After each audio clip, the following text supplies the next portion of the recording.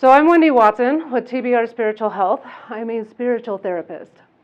And today I'm going to give you some leadership tools on how to move forward through divorce, or even if you're a professional and you're serving that demographic, how you can help manage your relationship with those clients and cultivating healthier relationships.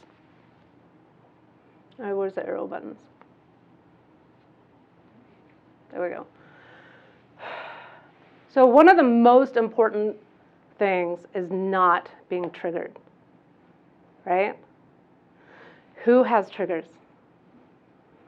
Yeah, exactly, right? When we allow ourselves to be triggered, we have knee-jerk reactions versus stopping, taking that 15-second breath, and allowing the thought processes to take place, right? Thinking about each of the different perspectives, their perspective, your perspective, and then taking ownership of your decision making, of your emotions, of your body. Learning to find gratitude in every single opportunity to learn, which is where my 70-20-10 rule comes in. And then, of course, responding, not reacting, with a plan. So who has ever been called something that they didn't like to hear? Spoiled, doesn't have a sense of humor, prude, something, right? How does that make you feel? Not so good. So I'm going to tell you a little story about my second ex-husband. Towards the end of our marriage, we're sitting there in the living room. He's sitting in his chair, his recliner. I'm sitting in mine. He's watching TV because he's watching the 1,000,000th episode of Duck Dynasty like 1,000 times over, and I'm over it. I'm sure we all have somebody that only watches like 3 shows, and it might as well be on repeat 24/7, right? Duck Dynasty, Moonshiners, and one other show. It's just, those were all the shows you watched. And so I was just sitting there playing on my phone because I knew if I left the room or did something else, it would cause discord. It would cause an argument. So I'm sitting there playing on my phone. A few minutes later, I realize I'm bored. I'm like, all right, let's go out to dinner. No, I don't want to. Okay, let's at least go out for a beer. No, I'm good. All right, you want to go to a friend's house? You want to invite some people over, like something? He's like, no, I just want to chill tonight. So what do? I just go back to my phone. A few minutes later, he turns and he looks at me and tells me I'm no fun anymore. Most people's initial reaction to that is, what a jerk. Anybody else think that? Right? By having that reaction, you are falling into his emotions, into his drama, into his projections. My 70-20-10 rule helped me to learn to not fall into those patterns and to decide for myself. So the first step is thinking through his perspective. Why would he say that? So for the year or two before that, he lost his job, his career that he had for 15 years that he thought he was going to retire from. Found out he couldn't give me kids, which at the time I wanted. Also decided to get dentures, even though he was in his mid-30s. All in the same year that we got married. And unbeknownst to me, was also detoxing from drugs by himself. So he said that because he realized he wasn't fun anymore. He used to be that party guy, the guy that everybody went to, the outgoing guy, the guy that went out every night. So he realized he wasn't that person anymore. And he's projecting that on me. So understanding his perspective and where he's coming from allowed me to not take it personal, because it wasn't meant to be personal to me. So then the next step is, do I agree with that? How do I feel about that? Well, let's take a look. The last 3 or 4 years, I lost my job in the recession, changed careers, went from accounting to massage therapy.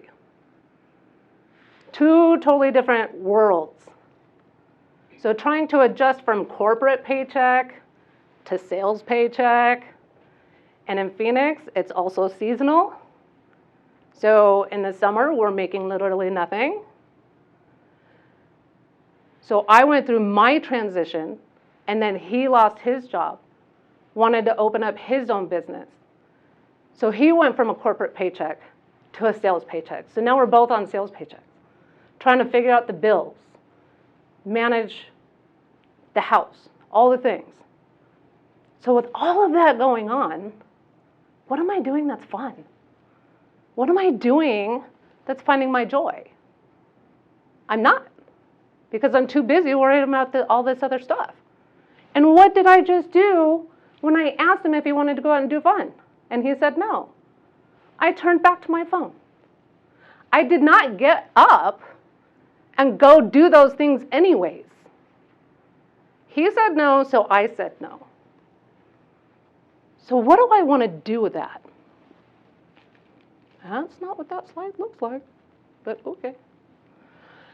So I have options, right? You can disagree and not say anything about it. Just let him be in his emotions, let him do his own thing. You do you, I'm gonna do me. I just disagree. You can disagree and bring it up and talk about it. Is that gonna start an argument? Is that gonna start some sort of discord? And now you guys are not in a great space when you go to bed, right? If I agree with it, am I okay with that? Or am I not okay with that? If I'm not okay with that, what am I gonna do about it? And at what costs, right? We had already realized that we were drifting apart, or at least I did in that moment. So if I'm now going to change my actions that are opposite to what he's doing, I'm now going to create even more space in the relationship. And am I okay with that? What am I going to do? What are the other consequences that come, the other reactions that come from my actions, from my decisions? So I decided in that moment that I agreed with him. I'm going to change. And that the most important thing for me is my quality of life, my fun, my enjoyment, my happiness. And I will never give my power away to any person, event, or thing that's going to take away my happiness. It also showed me that my 70-20-10 rule is working, because I didn't get triggered. I didn't start an argument. And I took back my ownership of my life, my decisions, my emotions. So where's the gratitude? Also only half a slide, but that's okay. So here's the 70-20-10 rule as far as this is concerned. 70% of the evening had the least amount of value. It has value, because I don't believe in zero value. It just had the least amount of value, eating dinner, relaxing, hanging out with my husband, all the things. 20% had the second biggest impact, because I realized how far we'd moved apart, how far we'd drifted apart. That has much more value than the rest of the evening. But that 10%, where he told me I wasn't fun anymore, had the biggest impact, because I found my happiness back. He gave it to me by saying what he said. Right? So that was the most important thing for me. So if you want to learn more about my 70-20-10 rule, about how to quantify communication, about how to use the 70-20-10 rule for discernment, for perspective, for self-leadership, self-ownership. That is what my book is about. That is what my workshops are about. I have a 6-week, 3-month, and 6-month workshop where we delve into all that nitty-gritty stuff. What contracts, what agreements did you take on from your parents, from your childhood? I know I did. My family loves to suppress emotions.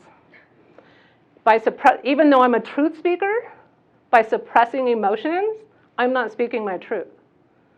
But with the relationships that I had, if I pushed it too far, it would create arguments. It would create all of these other toxic things that they did, right? Feel free to scan this QR code. You will get links to all my social media, to buy my book, my website, my workshops, all the things. And let's talk some more if you want more information on what I do. So do you guys have any questions?